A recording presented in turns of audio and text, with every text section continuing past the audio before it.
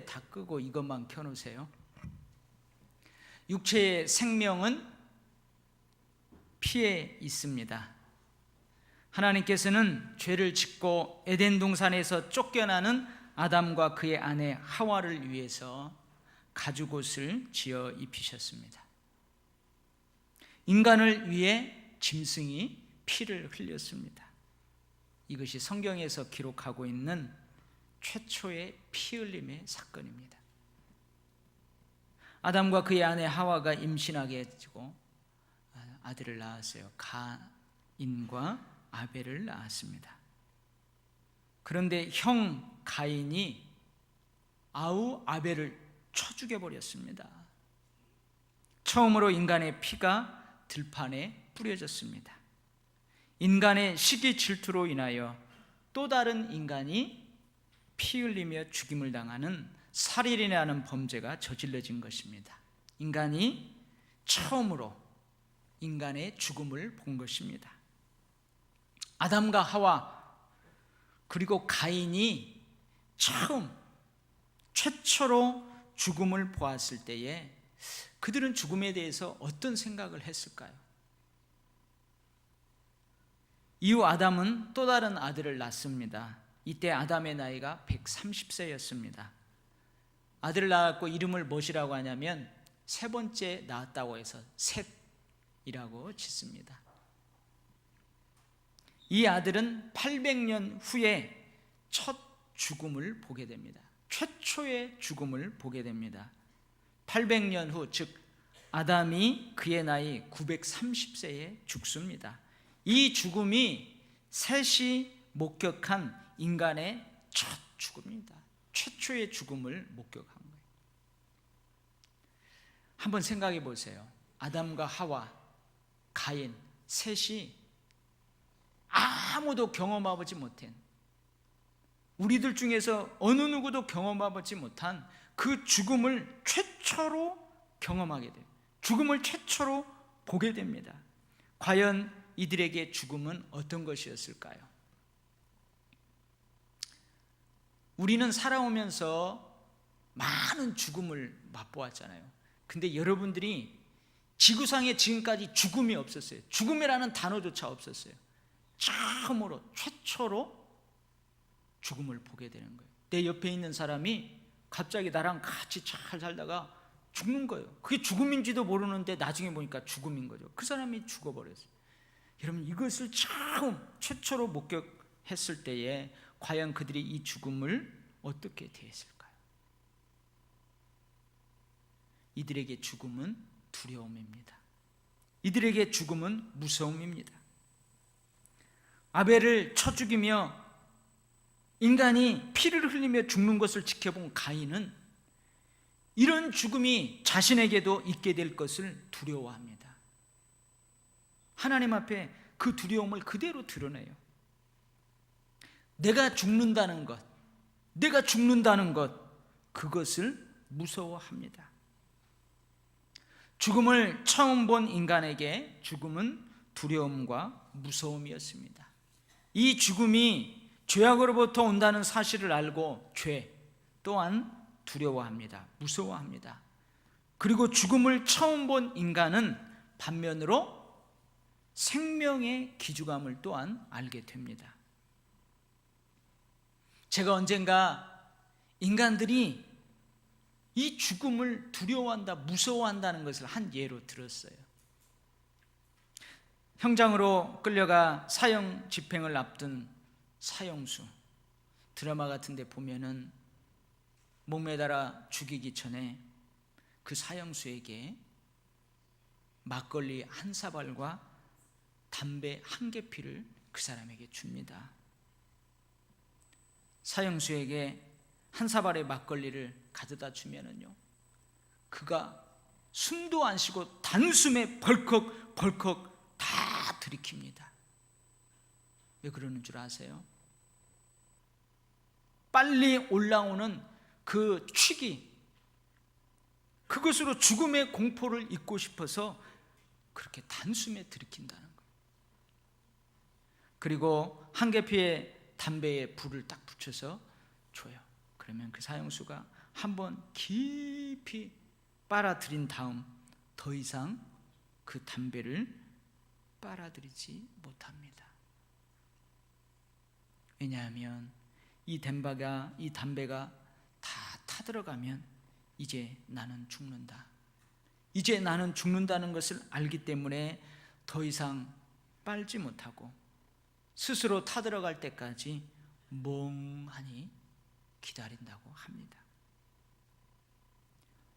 이것이 보통의 인간이면 누구나 가지고 있는 죽음에 대한 무서움과 두려움입니다. 그리고 이러한 죽음은 우리 인간이 저지른 죄의 싹스로 주어지는 것입니다. 죽음을 가져오는 죄를 저지른다는 것, 죄의 대가를 지불해야 한다는 것은 또한 무서움이요 두려움입니다. 그런데 하나님의 말씀인 성경에서는 아주 또렷하게 이렇게 기록하고 있습니다. 육체의 생명은 피에 있음이니라. 생명이 피에 있으므로 피가 죄를 속하느니라. 피 흘림이 없은즉 죄사함이 없느니라. 죄의 주인은 사탄입니다. 에덴 동산에서 아담과 하와를 유혹하여 죄를 짓게 만든 사탄은 죄를 짓는 아담과 하와의 생명을 담보로 잡은 것입니다. 그래서 죄를 지은 사람은 담보로 잡힌 생명을 죄의 대가로 지불해야만 합니다. 사람의 생명은 피에 있습니다. 그러니 피로서만 죄의 대가를 지불할 수 있는 것입니다. 한 사람 아담의 범죄로 인해서 온 인류가 이 죄의 대가인 피 흘림, 죽음을 지불하게 되는 것입니다. 이것은 또한 하나님께서 정해놓은 법칙이기도 합니다. 창세기 2장 16, 17절 말씀입니다. 여호와 하나님이 그 사람에게 명하여 이르되 각종 동산 나무의 실과는 내가 임으로 먹되 선악을 알게 하는 나무의 열매는 먹지 말라. 내가 먹는 날에는 반드시 죽으리라 하시니라. 하나님이 정해놓으신 법칙이기도 해요. 그런데 하나님께서는 비록 아담과 하와가 죄를 저질렀지만, 그래서 에덴 동산에서 쫓아내야 하셨지만, 그래서 말씀하신 대로 그들이 죽어야 했지만 여전히 그들을 사랑하셨습니다.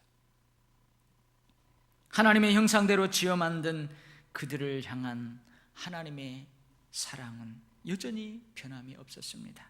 그래서 그들을 위해 짐승의 피를 땅에 흘리고 가죽옷을 그들에게 입혀 주셨습니다.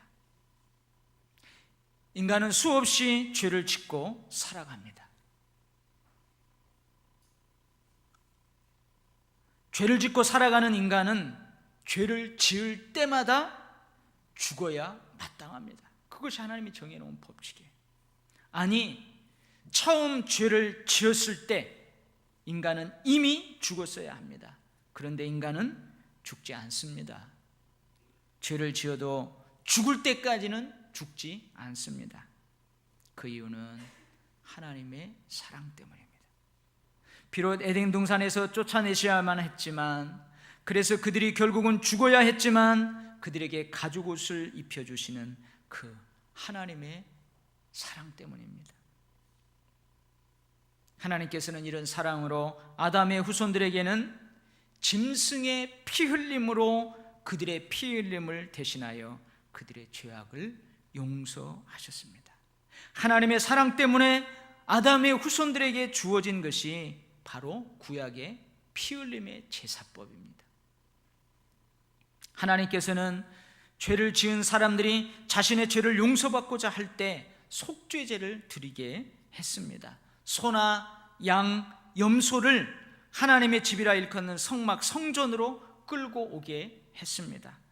그리고 죄를 지은 사람, 죄를 용서받고자 하는 그가 그 짐승의 머리에 안수하게 했습니다. 이것은 무엇을 의미하냐면 내 죄를 이 짐승에게 전가시킨다는 거예요. 그리고 죄를 지은 사람, 죄를 용서받고 싶고자 하는 그 사람이 직접 그 그 짐승을 잡게 했습니다. 이건 무슨 의미예요? 네 죄 때문에 네가 이렇게 죽어야 되는데 짐승이 너 대신해서 죽는다는 것을 네가 친히 온몸으로 경험하라는 거예요. 그리고 죄지은 자의 생명을 위해 그 짐승의 피를 제사장이 제단 안으로 들어가서 제단에 뿌리게 됩니다. 죄지은 자의 죄의 싹신 죽음을 그 짐승이 대신 담당하는 것입니다. 레위기 17장 11절 말씀입니다. 육체의 생명은 피에 있음이라 내가 이 피를 너희에게 주어 제단에 뿌려 너희의 생명을 위하여 속죄하게 하였나니 생명이 피에 있으므로 피가 죄를 속하느니라. 하나님께서 모세를 통해 주신 피 흘림의 이 구약의 속죄제는 아담의 후손을 향한 끊임없는 하나님의 사랑입니다. 그런데 하나님께서는 성막에서 짐승을 제물 삼아 피 흘림으로 드리는 제사법을 폐하셨습니다. 이젠 짐승이 아닌 예수 그리스도의 피로 온 인류의 죄를 영원히 단번에 속죄하기로 작정하셨습니다. 예수 그리스도는 하나님과 본질이 같으신 분입니다. 하나님과 동등한 존재이십니다. 그런 그분이 그 모든 것을 내어놓으시고 우리와 똑같은 인간이 되었습니다. 그리고 소, 양, 염소가 인간의 죄를 대신하여 제단 위에 속죄제물로 드려지고 그 피는 제단에 뿌려졌듯이 예수님 또한 모든 인간의 모든 죄를 대신하여 그렇게 드려졌습니다. 십자가에 달려서 죽기까지 순종하셨습니다. 죄가 없으신 예수님이 인간의 모든 죄를 대신 지시고 십자가에서 그렇게 죽음으로 죄의 대가를 지불하셨습니다. 피, 물 다 쏟으셨습니다. 십자가에서 예수님의 죽음은 치욕입니다. 멸시입니다. 수치입니다. 극심한 고통이었습니다. 죽음은 그런 것입니다. 죄의 대가는 그런 것입니다. 대신 강도여 살인자인 죄인 중에 죄인인 바라바는 살아났습니다. 이젠 십자가에서 예수님은 죽고 죄인 중에서 죄인 중인 우리 모든 인간은 살아나듯이 말입니다. 오늘 본문의 말씀입니다. 염소와 송아지의 피로 아니하시고 오직 자기의 피로 영원한 속죄를 이루사 단번에 성소에 들어가셨느니라. 흠없는 자기를 하나님께 드린 그리스도의 피가 어찌 너희 양심을 죽은 행실에서 깨끗하게 하고 살아계신 하나님을 섬기게 하지 못하겠느냐. 그는 새 언약의 중보자이시니 이는 첫 언약 때에 범한 죄에서 속량하려고 죽으사 부르심을 입은 자로 하여금 영원한 기업의 약속을 얻게 하려 하심이라. 그런데 말입니다. 그런데요, 예수님은 십자가에서 정말로 그렇게 고통스러워 하셨을까요? 가끔 영화에서 보면 십자가에 달리신 예수님은 정말로 처절한 고통 가운데 죽어가십니다. 근데 정말 예수님이 그렇게 고통스러워 하셨을까요? 하나님의 아들이신데요. 바람과 바다도 꾸짖으셔서 잔잔하게 하시는 하나님의 아들이신데요. 귀신도 쫓아내시고요, 못 고치는 질병도 없으신 하나님이신데요. 저 십자가 저게 뭐라고? 진짜 예수님이 고통스러워 하셨을까요?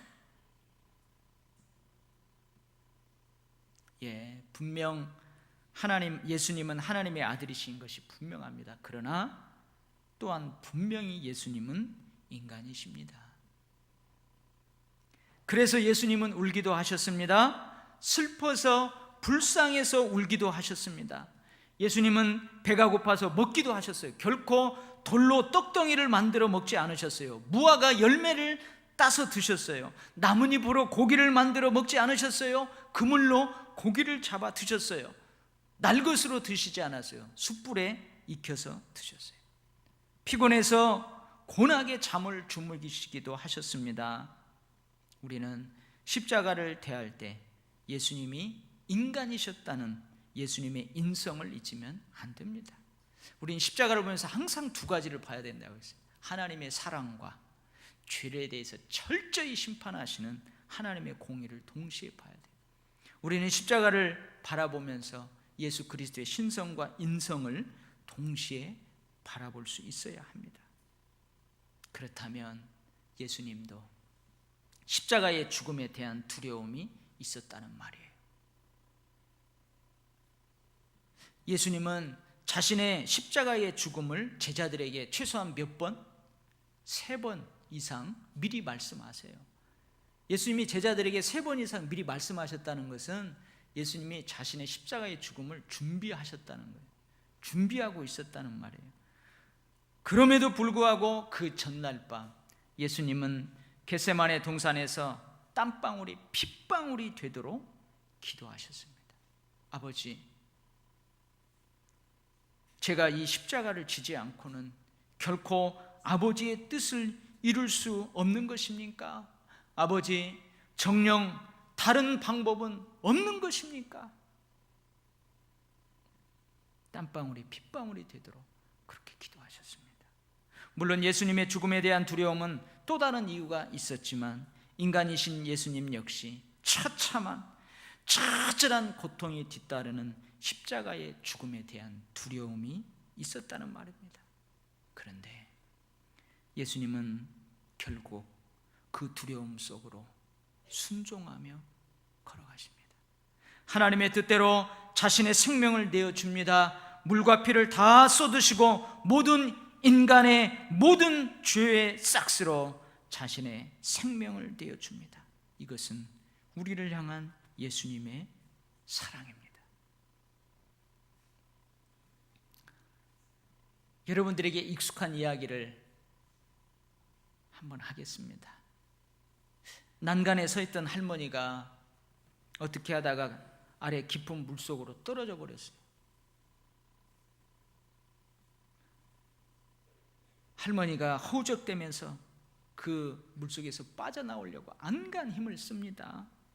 그러나 많은 사람들이 어쩌면 좋을까? 어쩌면 좋을까? 저 할머니 죽어가네. 누가 저 빨리 살려야 될 텐데 발을 동동 구르면서 안타까워하지만 어느 한 사람 물속으로 뛰어들어 그 할머니를 구할 생각을 하지 않았습니다. 그런데 한 건장한 청년이 그 물속으로 뛰어들었어요. 청년은 그 할머니를 구해 물 밖으로 나옵니다. 그러니까 그것을 지켜보던 모든 사람들이 막 박수를 치면서 환호하는 거예요. 청년의 용기, 청년의 희생정신을 막 칭찬하는 거예요. 그런데 그 청년은 그 칭찬이 별로 달갑지 않은 듯이 이렇게 말합니다. 어놈이 밀었어! 나도 죽을 뻔했잖아. 다 아는 얘기예요. 그래요. 누구에게나 죽음의 두려움이 있다고요. 근데 그 할머니를 위해 대신 자기 목숨을 걸 사람이 있겠어요? 할머니라니까요. 여러분들 중에서 누군가 죽어야 하는데 대신 내가 죽어줄 수 있겠습니까? 여러분, 내가 무슨 일 때문에 여러분의 목사님 내가 죽어야 돼요. 그럼 여러분들 중에서 목사님 살아나세요. 사세요. 내가 대신 죽을게요. 손들 사람 있어요? 없을 거요. 전부 고개 숙이고. 죽음에 대한 두려움, 공포가 있기 때문에 그래요. 죽어야 할 그 누군가가 내 어머니도 아니에요. 아버지도 아니에요. 내 형제 자매도 아니에요. 그냥 모르는 사람이에요. 그런데 그 모르는 사람 대신 내가 대신 죽을 수 있겠냐고요. 죽을 수 있어요? 아무도 모르는 그 사람을 살리고 내가 대신 죽을 수 있겠냐고요. 우리 아이 내일 모레 대입 수능 시험인데 대학 합격하는 것도 봐야지. 우리 아들 결혼해서 지금 이만큼 임신해 있는데 곧 아이 태어나는데 손자도 봐야지. 그런 것도 있지만 진짜 중요한 건 죽음에 대한 두려움, 공포가 있어요. 로마서 5장 7절 말씀입니다. 의인을 위하여 죽는 자가 쉽지 않고 선인을 위하여 용감히 죽는 자가 혹 있거니와. 여러분, 그리스 밤못섬이라는 곳이 있어요. 그게 어디냐면, 여러분, 요한계시록을 쓴 사도 요한이 유배를 간 섬이 밤못섬입니다. 그래서 그 동굴에서 있으면서 성령에 의해서 계시를 받고 요한계시록을 썼어요. 근데 그 계시 동굴 위쪽에 보면 오래전에 세운 수도원이 있습니다. 근데 수도원에 올라가서 그 성전으로 들어가는 입구 왼쪽에 보면 성화가 그려져 있어요. 성화가. 여러분들이 한번 들었을 만한 그 이야기가 그 성화의 벽면에 그려져 있는데, 어떤 거냐면 로마 시대에 우리 기독교가 엄청난 핍박을 받았어요. 313년 기독교가 국교로 인정받기 전에 그리스도인들은 엄청 핍박을 받았습니다. 그래서 예수를 주라 고백하는 사람들 잡아다가 혀도 다 뽑아버리고 사지를 다 찢겨서 죽였어요. 사자밥으로 던져 죽였어요. 근데 예수를 부인하지 않는 사람을 잡아다가 한겨울에 꽁꽁 언 그 냇가에다가 구멍을 뚫었습니다. 얼음 구멍을 뚫어가지고 예수 믿는 사람들을 거기다 다 한 명씩 넣어서 얼어 죽게 만드는 거예요. 그리고 로마 병사들이 그걸 지키고 있습니다. 근데 예수를 부인하지 않고 거기서 신앙을 지키다가 한 사람이 죽을 때마다 저 하늘에서부터 천사가 생명의 면류관, 금면류관을 가지고 내려와서 그 사람에게 딱 씌워주는 것이 누구의 눈에 보이냐면 이 로마 병사에게 보여요. 근데 한 사람이 죽을 때마다 천사가 내려오는데 그 중에서 저쪽에 한 사람이 너무 견디기 힘드니까 나 예수 부인하겠습니다. 나 예수 안 믿습니다. 로마 황제만이 나의 주님이십니다 하고 딱 나오려고 그래요. 근데 로마 병사가 보니까 하늘에서 그 사람을 위해서 금면류관, 생명의 면류관을 가지고 천사가 내려오다가 그 이야기를 듣고 천사가 다시 올라가는 걸 보여. 그러니까 이 로마 병사가 어떻게 하냐면 내가 죽겠습니다. 예수를 내가 믿고 내가 죽겠습니다 하고 그 배신한 사람 대신 거기에 뛰어 들어가서 자기가 거기서 죽는 이런 장면이 그 벽면에 딱 그려져 있어요. 여러분, 이런 죽음은 혹 죽을 수 있어요. 의인을 위하여 죽는 자가 쉽지 않고 선인을 위하여 용감히 죽는 자가 혹 있거니와. 이 말은 무슨 말이냐면 있다는 말이 아니고 없다는 말이에요. 옳은 사람, 착한 사람을 위해 대신 죽겠다고 하는 사람이 거의 없다는 말입니다. 물론 이렇게 간혹 어쩌다가 착한 사람을 위해 용감하게 죽겠다고 하는 사람이 있을 수 있어요. 그러나 거의 없습니다. 그런데요, 착한 사람도 아닙니다. 옳은 사람도 아닙니다. 죄인입니다. 경건하지 않은 사람입니다. 원수입니다. 원수. 그런데 그런 사람을 대신해서 누가 대신 죽겠습니까? 지금까지 나를 어떻게 핍박했는데 그 사람 대신 내가 죽어줄 수 있어요? 아무도 없습니다. 그런데 예수님이 죽으셨습니다. 우리가 여전히 연약할 때에, 우리가 여전히 경건하지 않은 그 삶을 살아가고 있을 때 예수님께서 경건하지 않은 나를 위해 죽으셨어요. 우리가 여전히 죄인 되었을 때에, 죄 지으면서 살아갈 때 예수님께서 그 죄 짓고 살아가는 나를 위해서 죽으셨어요. 착한 나를 위해 죽지 않으셨어요. 우리가 여전히 하나님과 원수처럼 살고 있을 때, 교회를 핍박하고 예수 믿는 사람 핍박하고 하나님을 경멸하고 하나님과 원수처럼 살아가고 있을 때 그 사람을 위해서 예수님께서 죽으셨습니다. 이러한 예수님의 죽음은 예수님이 우리를 진짜 사랑하신다는 것을 확증하는 것이었습니다. 사랑하는 성도 여러분, 누가 경건하지 않은 나를 대신해서 죽겠습니까? 누가 죄인 중에 괴수인 나를 대신해서 여러분 죽겠습니까? 누가 원수 같은 나를 살리려고 대신 죽겠습니까? 아무도 없습니다. 아무도 없어요. 오직 예수님만이 그렇게 하셨습니다. 예수님께서 그렇게 하셨기에 나의 모든 죄는 단번에 영원히 용서받았어요. 그래서 나는 죽어도 삽니다. 나는 이 땅에서 하나님께서 주신 생명을 다 살고 죽을 때가 되면 죽습니다. 그러나 이 땅에서 죽지만 손으로 짓지 아니한, 이 창조에 속하지 아니한 더 크고 온전한 하나님의 나라 천국에서 영원히 삽니다. 할렐루야. 이제는 피의 제사가 필요 없어요. 왜요? 예수님께서 단번에 영원히 속죄제물로 죄의 값을 치르셨기 때문에 그래요. 이제는 피의 제사가 아닌 믿음의 제사, 믿음을 통해서 영생을 얻습니다. 심판을 당하지 않습니다. 사망에서 생명으로 옮겨지게 됩니다. 뭘 통해서요? 피의 제사가 아닌, 이미 영원히 단번에 피를 흘려 제물이 되신, 죄의 값을 지불하신 그 예수 그리스도를 믿기만 하면, 믿음의 제사를 통해서 우리가 이러한 구원의 은총을 받게 됩니다.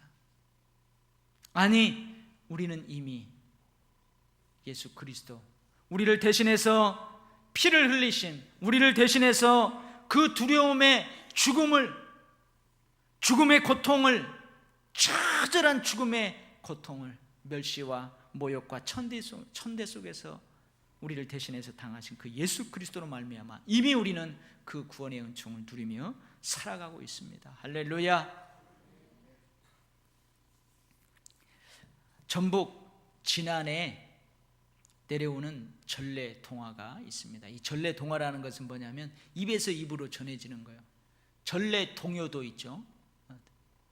그래서 여러분 텔레비전 라디오 가끔 듣다 보면은 막 농사지면서 어이 어서 가서 뭐 볏짐을 나르세 막 하면은 이 노래는 저 충청도 어디에서 지금까지 전해져 내려오는 노래였습니다. 그렇잖아요. 그게 전래 동요, 전래 노래. 동화도 있어요.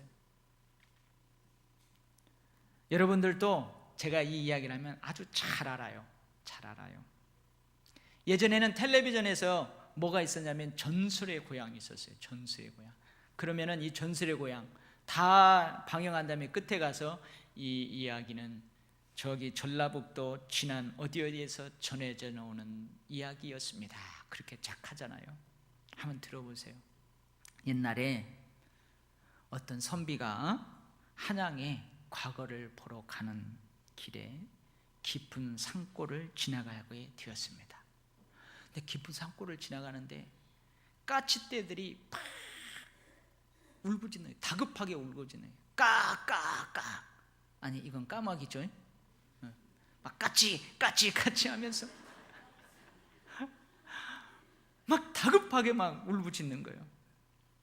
그래서 그 까치 울음소리를 이렇게 듣고 선비가 가보니까요, 큰 구렁이 놈이 까치 둥지 밑에서 그 까치들을 잡아먹으려고 막 공격하고 있는 거예요. 선비는 구렁이를 그냥 쳐 죽여버렸어요. 어떻게 하다 보니까 쳐 죽여버렸어요. 그리고 그 까치 새끼를 구해 주었습니다. 그날 밤 선비가 불이 밝혀진 기와집을 보고 하룻밤 묵으려고 그 집에 갔어요. 그랬더니 아주 예쁜 처자가 나오는 거예요. 선비님, 진수성찬을 차려주고 선비를 맞이합니다. 저녁을 잘 먹고 잠자리에 들려고 하는데 그 예쁜 처자가 갑자기 슉 하면서 그 구렁이로 둔갑을 해요. 그러면서 뭐라고 하냐면, 이놈아, 네가 낮에 죽인 그 구렁이는 내 남편이었다. 죄도 없는 왜 내 남편을 네가 왜 죽였냐? 내가 너를 죽여서 복수를 하리라. 그런데 구렁이가 뭐라고 하냐면, 만약에 저쪽 깊은 산속에 절이 있는데 그 절간에서 종이 3번 울리면 내가 너를 구해주겠다. 하늘이 너 구해주라는 뜻으로 알고 내가 너를 안 잡아먹겠다 그랬어요. 근데 여러분, 그 깊은 그 시간에 그 절간 깊숙한 곳에 종이 울릴 리가 만무하죠. 무슨 말이에요? 내가 너를 잡아먹겠다는 거예요. 근데요, 한참 있는데 종소리가 울리는 거예요. 꽁. 한 번 울렸어요. 좀 있다가 또 쭝 3번 울렸어요. 그리고 그 구렁이는 사라졌습니다. 선비는 생명을 구했습니다. 아침에 나가서 보니까 그 종 밑에 까치떼들이 죽어 있는 거예요. 머리가 깨지고 날개가 찢겨지고 죽어 있는 거예요. 까치떼들이 낮에 자신들을 살려준 이 선비의 목숨을 살리기 위해 자신의 목숨을 걸고 온몸으로 종을 때린 것입니다. 이후 선비는 과거에 급제해서 잘 먹고 잘 살았다는 전래통화입니다. 여러분, 이 이야기를 가만히 보세요. 얼토당토하는 이야기가 있지만 가만히 보면, 여러분, 창세기 1장, 2장, 거기 3장 인간의 타락을 보면 뱀이 인간을 유혹하잖아요. 결국은 뱀이 꼬드겨서 인간이 죽게 돼요. 근데 예수님께서 저 십자가에 달려 죽으심으로 그 사탄을 박살내버리고 온 인류를 구원하셨어요. 결국 까치는요, 목숨을 걸고 그 은혜를 갚았습니다. 여러분, 누가 나를 위해서, 누가 나 같은 것을 위해서 대신 죽으려고 하겠어요? 아무도 없어요. 근데 예수님이 죽어주셨어요. 여러분, 이 은혜를 헛되이 받지 마세요. 여러분, 이 은혜를 헛되이 받지 마세요. 우리들도 우리를 위해 대신 죽어주신 예수님의 은혜에 감사하며 감격하며 살아갈 수 있기를 바랍니다. 여러분, 남은 여생 어떻게 살겠어요? 은혜 갚은 까치처럼 우리도 그 은혜를 갚으며 살 수 있기를 바랍니다. 감사하며 살 수 있기를 바랍니다. 우리가요, 잘 살아요. 이 선비처럼 잘 먹고 잘 살아서 하나님의 영광을 드러내고, 아직도 이 은혜를 모르는 많은 사람들에게 하나님의 은혜를 전하면서 여러분 그렇게 살 수 있기를 간절히 주의 이름으로 축원합니다. 아멘. 하나님 아버지, 누가 나 같은 것 위해서 죽을 사람이 있겠습니까? 그런데 예수님께서 죽어주셨습니다. 그렇게 사랑하셨습니다. 하나님, 그 은혜를 받고도 삶을 살아가면서 조금만 어려우면 그 은혜의 감격은 식어져 버리고 원망하고 불평하였던 적 참 많았음을 고백합니다. 하나님, 오늘 말씀 주시니 감사합니다. 앞으로 남은 여생 살아가는 동안 불평, 불만, 원망하지 않게 하시고 감사하며 감격해하며 많은 사람들에게 이 예수 그리스도의 피 흘림의 은총, 저 십자가와 부활의 은총을 전하면서 살 수 있도록 우리의 삶의 모든 시간마다, 터전마다 기쁨과 즐거움으로, 감사로 살아갈 수 있도록 저희들의 삶을 그렇게 인도하여 주시옵소서. 예수님 이름으로 기도하옵나이다. 아멘. 우리 찬송 311장